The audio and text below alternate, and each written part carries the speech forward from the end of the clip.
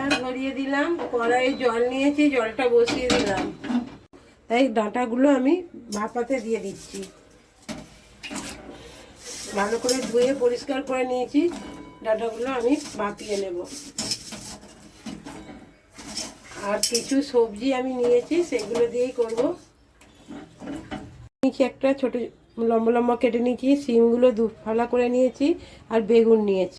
গ্যাসটা জ্বালিয়ে দিলাম, কড়াইটা বসিয়ে দিই, পরিমাণ মতো তেল দিয়ে দিলাম।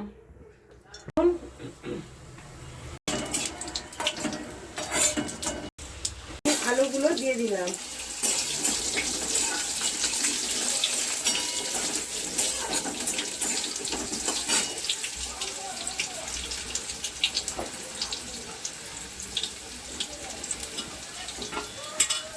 সিমটা দিয়ে দিলাম।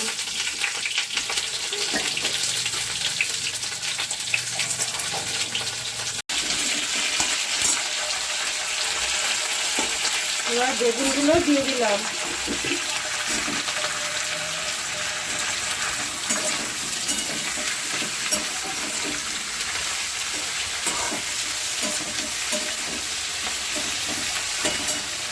একটা টমেটোকে আমি ভালো করে রেখেছিলাম, সেটা দিয়ে দিলাম।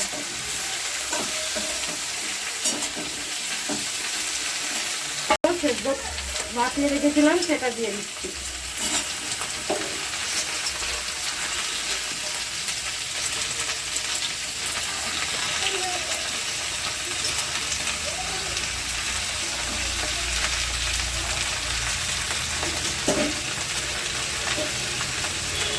দিয়ে দিলাম মতো লবণ দিয়ে দিলাম।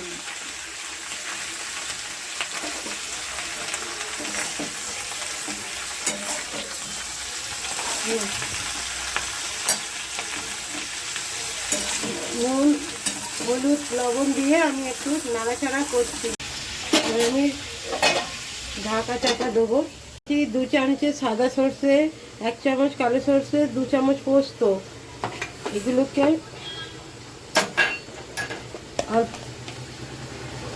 অল্প একটু হলুদ দিয়ে দেবো।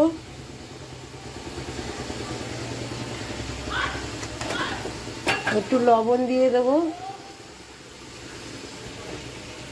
আমি এই দুটো কাঁচা লঙ্কা আমি দিয়ে দিলাম।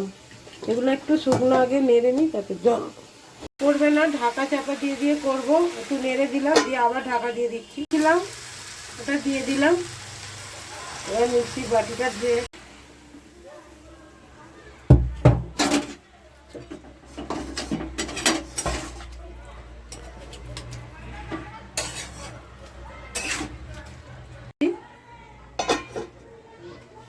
কুচি দিয়ে দিয়েছি।